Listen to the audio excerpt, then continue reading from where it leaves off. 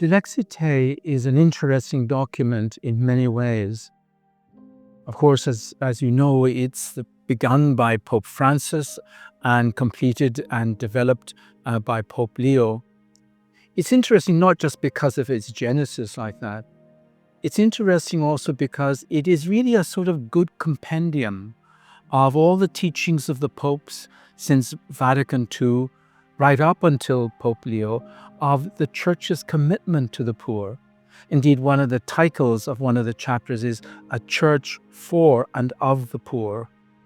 The Church of the Poor and a Church for the Poor is a way of thinking about the Church that certainly is there right from the very beginning of the Church's own life, but receives particular emphasis with John the 23rd, and then again with Paul VI, and then again with St. John Paul II.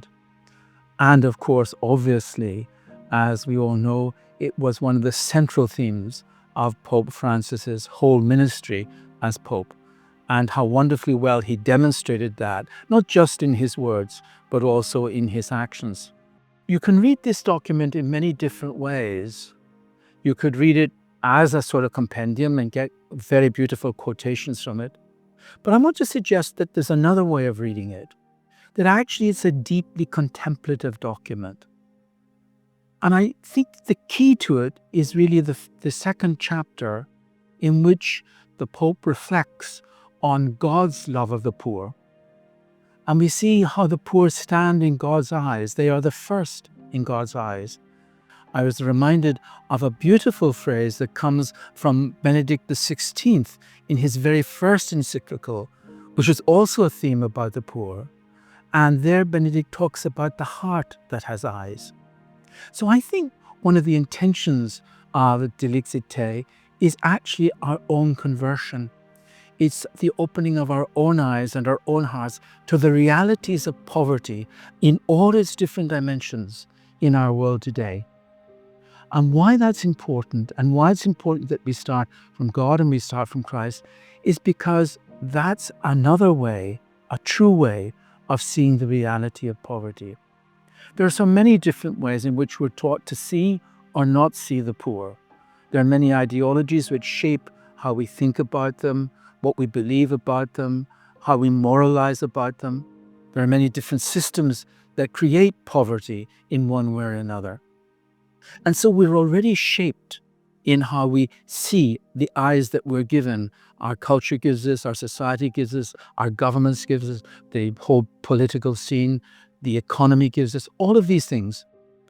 I think that Dilexi Te is inviting us to stand back from that and to open our eyes again, and from the perspective of Christ, from the perspective of God, to look again at our world and to see with new eyes. And when we do that, what we see is we see beautiful people who are caught up in systems over which they have no control, and they're not at fault for this. And one of the key messages of the Dilexi Te is to see them as real subjects, not as objects. Because part of what we want to do is we want to empower people. To make somebody an object can also be virtuous, is I recognize the need that you have. I recognize that I can do something for you, but you remain there. I only see you in terms of your need. But poverty goes much deeper than that. Poverty actually makes us objects, whether it's the objects of a system, whether it's the objects of an economy, whether it's the objects of an organization. It actually refuses our humanity. It refuses our dignity. It refuses to see us with Christ. However, when I actually see beyond that, and I see the human subject, I see a person who is completely alive, a person who has gifts, a person that has dreams and aspirations. Whatever their circumstances, whatever their history, whatever they've had to deal with.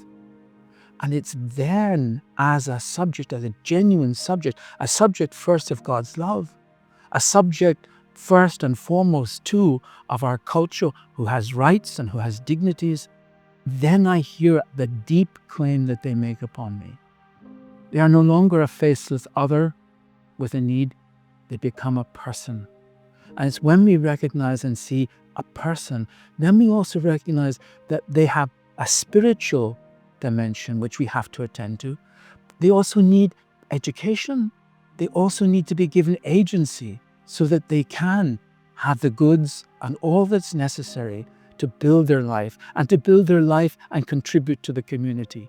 Because part and parcel of our dignity is not just working for ourselves. It's working with and for others. That's loving our neighbor in the deepest and most creative way possible. So when we begin to read this document, start from that perspective, start from that chapter in which the Apostolic Exhortation invites us to look at how Christ deals with the poor, but also how Christ himself is poor. And in doing that, we begin to realize our own poverty and that we need one another, that we're not enemies, that because somebody has something that I don't have, it doesn't make me an enemy, or because I don't have something, I'm not their enemy. It's how can we work together when you begin to do that. Another beautiful chapter is the way in which the Apostolic Exhortation goes through the history of the Church's commitment to the poor and the way in which that's realized in all the religious orders that have been founded to meet the needs of poverty, whether it's the real physical and material poverty, whether it's the spiritual poverty that does afflict people, or whether it's also education, and particularly also the education of women, because the Apostolic Exhortation recognizes that women are really the subjects of the ways in which our system make them poor by depriving them of their rights and of their dignity, depriving them of education, depriving them of their agency and their way in which to earn a living for their families, to build a home, to build a future. So when we do that, then we begin to see how the Church's commitment has been there from the very beginning. And it couldn't be otherwise, because if this truly is the Church of Christ, then it must be a church for the poor and a church of the poor.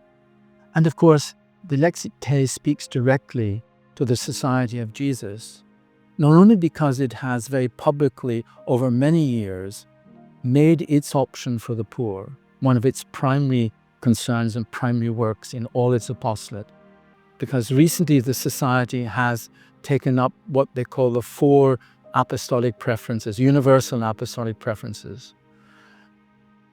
They're all guided by the first apostolic preference, which is the spiritual exercises of St. Ignatius, which again opens us to the genuineness, the depth of the humanity of Christ, but also Christ's work and also Christ's own poverty, especially on the cross, but also the way in which Christ sends us into this world as consolers, as part of the mission of the risen Christ.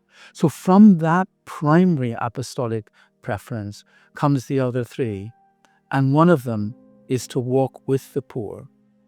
Walking with the poor is not putting ourselves above the poor.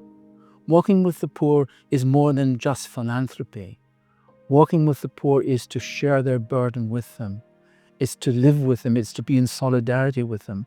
It's to know what it is, not just to be materially poor, but what it is to be deprived of your own agency, of your own ability to fashion your own life, to care for your family, to care for your community. So deeply embedded in that is the Society of Jesus. One of the key parables that the document works with is Matthew 25, that document of the Last Judgment. And you'll remember where people say to Christ, I would have visited you in prison, but I didn't see you. I would have fed you, but I didn't see you. I would have called you, but I didn't see you. And of course, the whole point of that extraordinary, radical parable is to say, you did see me. You didn't recognize me. I was there. I was there in the naked. I was there with those in prison. I was there with the marginalized. So we as Christians have that vocation to see Christ in the places where nobody wants to see him, because it is there that we find him. And in finding him, we will also find ourselves. And once we do that, we are all rich